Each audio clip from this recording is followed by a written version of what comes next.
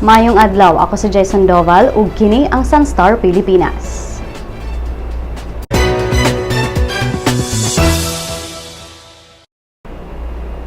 Moabot sa 1.5 million ka mga bata ang gilaumang matawo karong tuiga matod sa Commission on Population. Sigo ni PopCom Executive Director Juan Antonio Perez III nga ang gilaumang pagsaka sa populasyon karong tuiga konektado sa pagsakasab sa childbearing age sa katawhan. Sanglit 23 million ka mga kababayen-an nga nag-edad og 15 to 49 years old ang anaa karon sa reproductive age. Gikan sa kasamtangang 102.4 million kapopulasyon sa nasod, gikatakdang mosaka kini sa 104 million karong tuiga. Minos nga mga anak ang daw maoy gusto sa kadaghanan karon tungod sa kapobrehon matod sa Commission on Population. Dugang ni Perez nga ila sab nabantayan nga gikan 2010 hangtod 2015 adunay mga kababayen-an sab ang gusto nga minos lang ang gidaghanon sa ilang mga anak.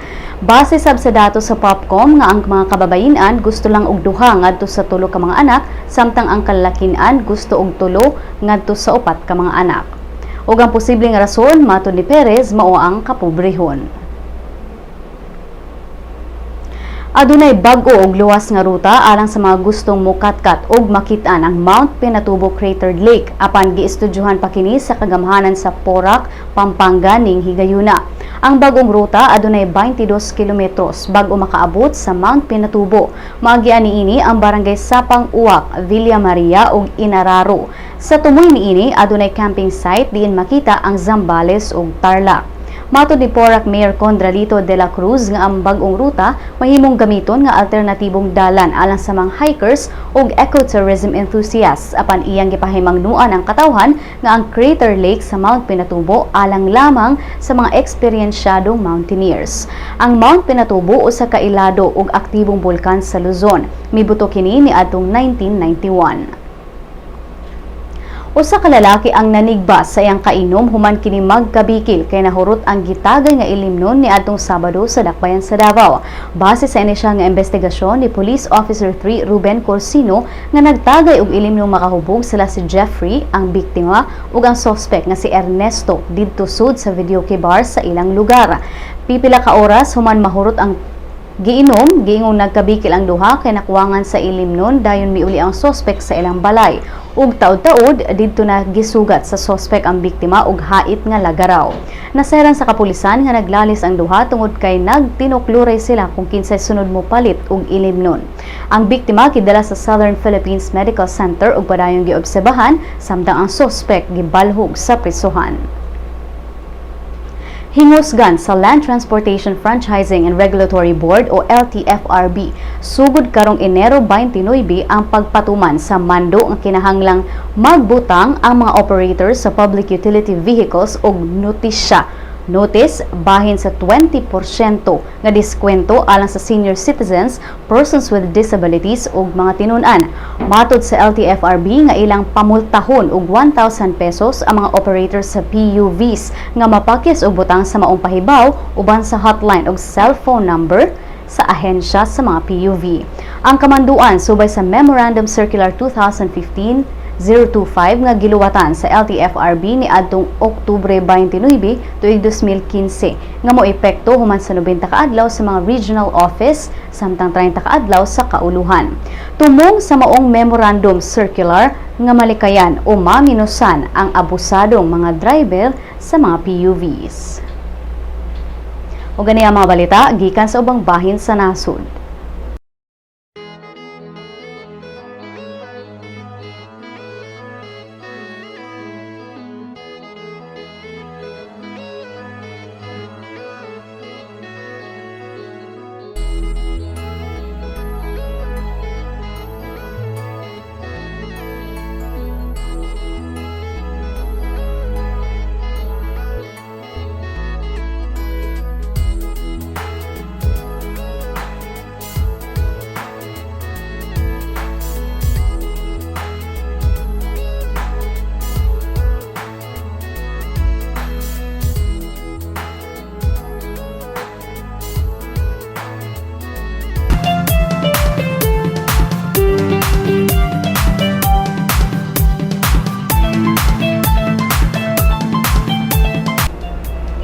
Actress Bangs Garcia engaged na sa iyang Filipino-British non-showbiz boyfriend nga si Lloyd Birchmore. Ang aktres mipaambit sa maayong balita dito sa iyang Instagram ug nag-upload siya og mubo nga video clip sa proposal sa iyang boyfriend dito sa isla sa Boracay. Diin caption ni ini mao ang "Yes, baby ko, I will spend the rest of my life with you. God gave me the best indeed."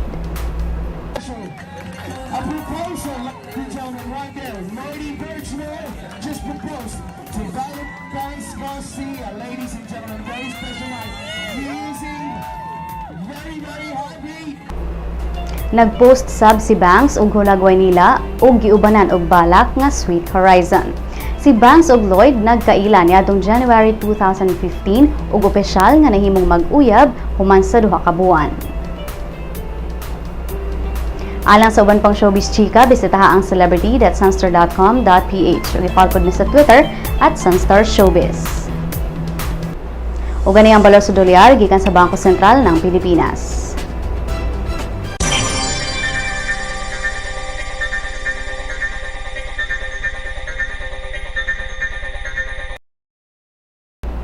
Dini natapos ang atong mga balita karong adlawa. Alang sa dugang pang updates, bisitaha ang www.sunstar.com.ph.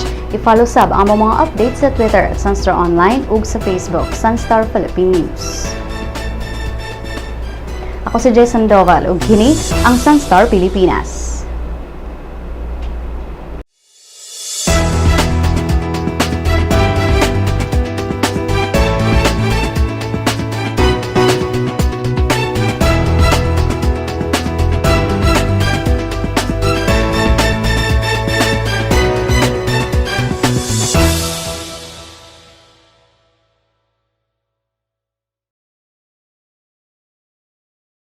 Welcome to the newest member of the Sun.Star family, My Sun.Star, a mobile application that allows you to remove all the online clutter and focus on what you want, what you need. To enjoy our latest edition, you must have an Android device, a mobile phone or tablet. Go to the Google Play Store, type My Sun.Star in the search box. Click on Search. Once brought to the application, click on Install. Wait. When download is complete, click Open. You will be brought to the login page. You may use your Facebook or Google Plus account to register. If you are already logged into your Facebook, registration is automatic. Next, select your interest. Click on at least 3 categories and at least 1 location like Cebu or Davao or any of the cities in the Sun.Star network. When you're done, click on Done. Great selection! If you do not select any category or location, you will automatically be brought to the News Bits section where you can find, in one glance, a list of news of the day that you should know. If you have selected your interest, the News Bits will be the first list, followed by different categories that you chose. This way, you do not see all the other news and articles that will not be relevant to you. What you see is what you want. If you want to add more categories, click on the menu icon on the top left. Choose My Interests. Select again. You will also see in the menu information prepared specifically for the mobile app. These are Lotto, classifieds on jobs and properties, and obituaries. What makes My Sun.Star different from the Sun.Star website and the responsive mobile site is its customization feature. You be the judge of what is news to you. This app will also be available soon on the Apple Store, so those with iPhones and iPads can enjoy My Sun.Star. Thank you!